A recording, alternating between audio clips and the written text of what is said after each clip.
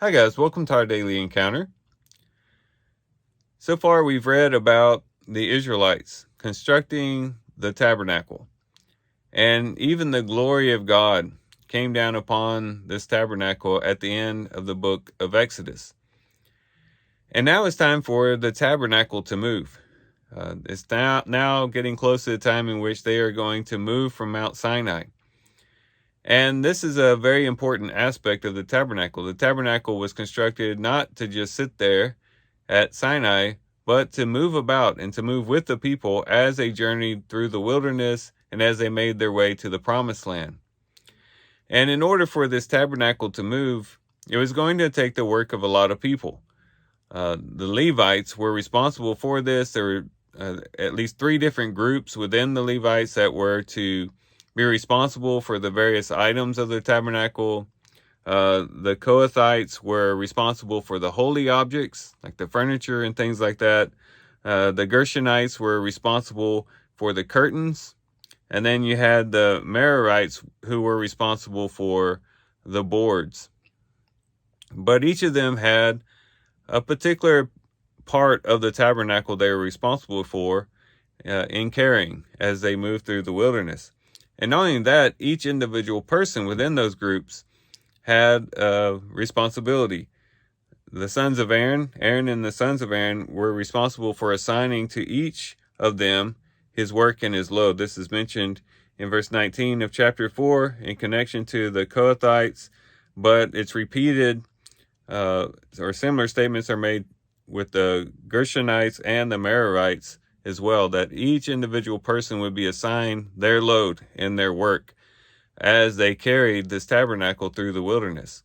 So everybody had a responsibility in facilitating the move of God among his people through the wilderness.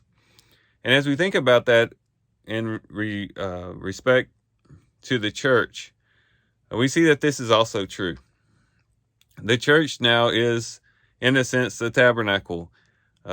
We are called the temple of God, the dwelling place of God here on the earth. 1 Corinthians chapter 3, also 1 Corinthians chapter 6, 2 Corinthians chapter 6, all talk about us being the temple of the living God. We are the dwelling place of God here in this world. But it's not that the temple or the tabernacle, the dwelling place of God that is the church, is to just sit still. We're supposed to be on the move, always moving about in this world, sharing the gospel with people, but all the while being filled up with the presence of God and allowing the presence of God to go with us everywhere that we go, and that we as a church would bring the kingdom of God further and further in this world, and let the kingdom of God move about in this world as we have our eyes fixed on the promised land, as we have our eyes fixed on heaven. And so, because of this, it's everybody's responsibility to see that this happens. Now, it doesn't mean that everybody's going to be doing the same work. It does mean that everyone should be doing their share. And perhaps this is a good thing for us to reflect on as we go to worship today. To think, where do I fit in the church?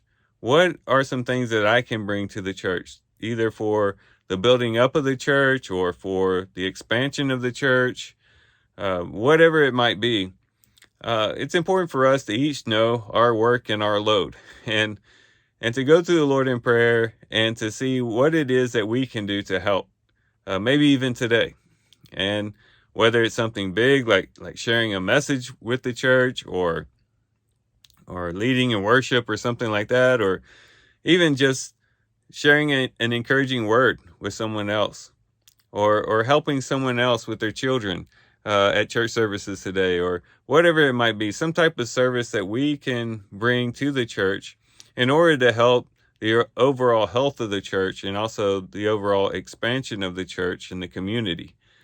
We want to have a God who, yes, is with us, who abides with us, who resides with us, but at the same time, we want a God who moves with us.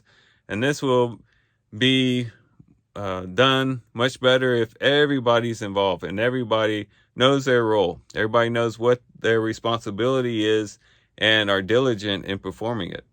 So let's think about that today. What can we do to help facilitate the presence of God in our church and in our community, and maybe even the nation at large. So these are some things we can reflect on and think about as we do our readings today. With that, guys, I do thank you for watching the video today. Hope you guys have a great day. Love you guys. God bless.